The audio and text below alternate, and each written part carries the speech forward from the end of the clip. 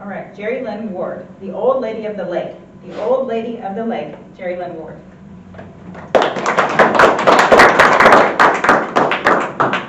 I'm going to tell you a story.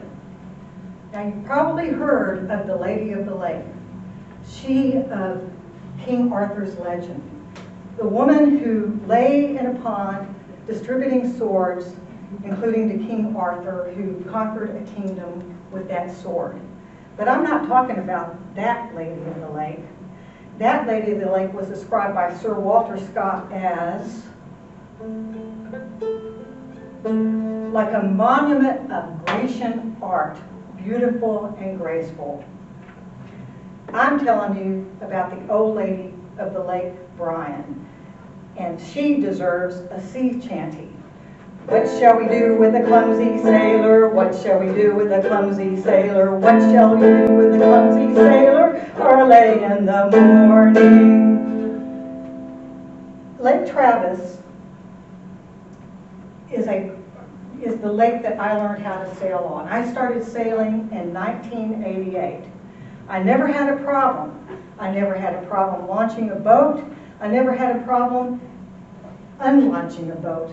And then I moved to College Station and went out to Lake Bryan with my sunfish and trailer and discovered a ramp that goes like this. And boy, did I have problems. And my problems at the ramp sometimes set the tone for the rest of the sailing.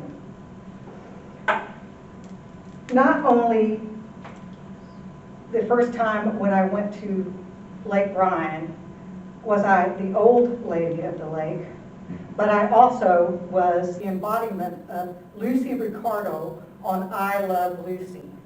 Because what happened is, I get there with my boat, I rig it, I go to the ramp, and I made a YouTube video.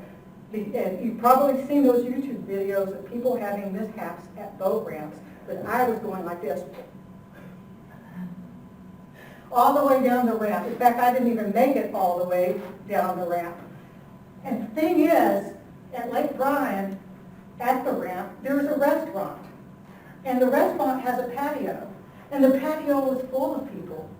And as I was going back up to try to reposition my car and trailer, I looked out of the corner of my eye, and there were people on the patio laughing. So I ran away.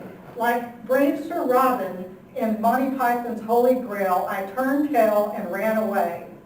I stopped a few yards on the side of the road in order to secure my sails and all that when I see this truck creeping along.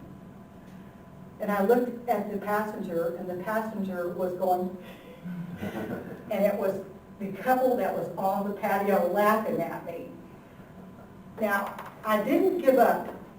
I went a second time, but I also, at that time, reenacted a Lucy Ricardo show, but I also became Blanche Dubois of a streetcar named Desire because I had to depend on the kindness of strangers.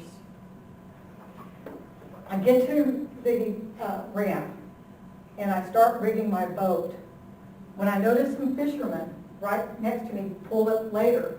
And I knew that they would try to wait for me to go down the ramp, so I walked over and I said, it takes me forever to get down that ramp. I'd like y'all to go first. Well, one of the fishermen says, I used to work for a trailer company. I taught people how to back up all the time. So I said, okay, maybe you can teach me. He was very proud of his accomplishments and his ability to teach people to back up until he got hold of me. So he would be outside going, and I'd be going, what? And I would continue my jackknifing of the trailer. Finally, he got me down. I was at an angle, but fortunately the fishermen were able to get their boat down because they were much better at backing up boats and trailers. I get down there, I bring my trailer back up, I go, and I take off on the water, when all of a sudden I notice that the rudder's about to come off. So I'm on the back of the boat trying to fix the rudder, give up, jump in the water, fix the rudder, try to jump on the boat, which I used to be able to do when I was like 25 pounds lighter, and I capsized the boat like that, with the mast this way. And then I see the fishermen, and I got to depend on the kindness of strangers, because they came over with ropes to try to haul me up, and I kept trying to tell them, if you do it that way, the boat's just going to go around in a circle. Well, they sort of rearranged the ropes, and they turtled the boat, meaning the boat turned all the way upside down with the mast sticking down towards the bottom. And there I was, floating around, thinking, how am I going to get this boat up? When I was 25 pounds lighter, I used to be able to jump on the dagger board and pull it over. But that boat wasn't going anywhere, and I was out there looking like a lunatic. Finally, a speedboat with a bunch of college kids come, and it took 3 giant college kids to pull that boat back over. They got me to the shore, and I said, after all this trouble, if you think I'm not going sailing, you're wrong. So I fix my rudder, and I take off, and I had a beautiful sail. But when I went home, I checked YouTube to make sure that I was not in a YouTube video. It's a new sailing season, and now I have a new song. And if any of you want to help me, please volunteer. Take her to the mall and teach her how to back up. Take her to the mall and teach her how to back up. Parlay in the morning. Okay, our next contestant is Ankur Bora. I am a Tubelight. I am a Tubelight, Ankur Bora.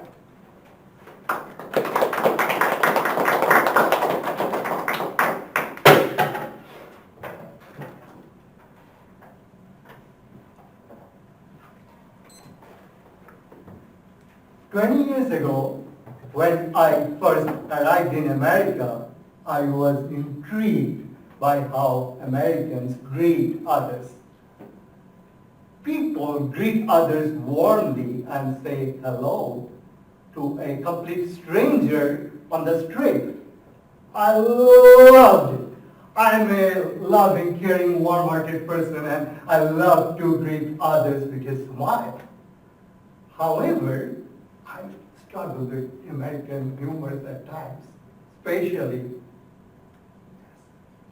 jokes. It takes me a long time to comprehend it. If you are in a room full of people and you see a guy looking awkwardly, that's me. Sometimes I do not know why they are laughing. I laugh because everyone else is laughing, and that's when I turn into a Tubelight. Thomas Edison invented incandescent bulb. Nikola Tesla, the carbon lamp.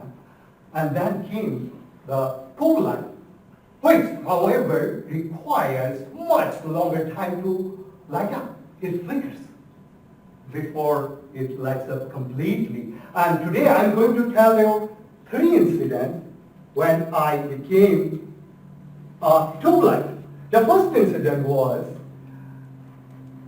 when last month when I gave a speech about rubber plantation, rubber material, rubber manufacturing. I decided to use a rubber.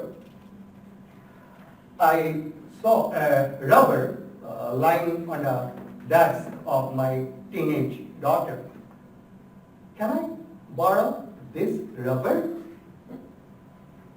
This is not a rubber, this is an eraser. And Mama, don't say a rubber.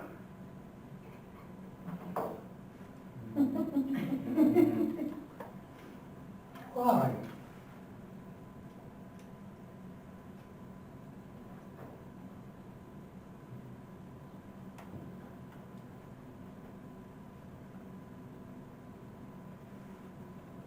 I went ahead with my speech. During the speech, I explained the change in chemical composition of rubber when a powdery substance was poured over the liquid. And I thought it would be better if I introduced a prop. But when I opened a packet, it slowly dawned on me that in America, a packet of rubber is that family planning thing. The second incident was last year when our club was hosting the fall social. It was a potluck, and when Al, the party host, handed me the sign-up sheet, I asked him, "Do you like chicken curry?" To my surprise, Al said, "Oh, I love chicken curry." Since I was planning to bring the curry from India 101, a restaurant nearby, I asked him, "Al, do you know why it's called 101? Al, out of the blue, said, "Oh, it reminds me of my college days." College days? It completely flew over my head. I wanted to ask him, "Al, I'm talking about an Indian restaurant. Why on earth are you talking about your college days?" Now, people like me suffering from Tubelight syndrome have great quality. They do not give up easily. They go over, go under, go around until they find the answer. Thus, I started looking for clues as to why 101 reminded Al about his college days when I saw Aaron smiling at me.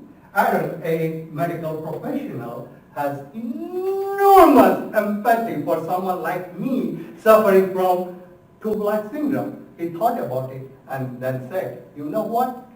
It's rudimentary." Rudimentary? Bingo, I got it. The basic courses in college in America are numbered 101. English 101, Physics 101, Psychology 101, and that's why Al became nostalgic and emotional when he heard 101.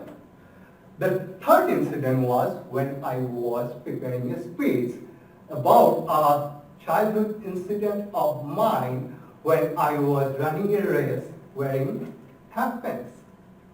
Half pants, long pants. My Toastmaster mentor cautioned me, it's shorts. But if you want to say, enunciate it clearly, say half pants. During the speech, there was a scene when I had to act out running a race at a very high speed. Thus, I was speaking and acting at the same time. I was huffing, I was puffing, my body was throbbing, my heart was pounding, my breathing was heavy, my voice was shaky, because when I finished, Coleman asked, "Was it hot pants?" Hot pants? No, the AC is on, it's not hot. But as my tube light flickered, it slowly dawned on me that in America, cool means smart. He is a cool guy, but when you say he's hot, it means he is seductive. My pure, innocent childhood story that turned into a spicy, hot, seductive, salacious, sultry tale. Friends, 20 years ago, a young man landed in this wonderful country. He learned a lot, yet sometimes he does not understand things. But as his tube light flickers, he goes over, goes around, goes under until he finds an answer. And when he does, he lights up the room around him and everyone in it.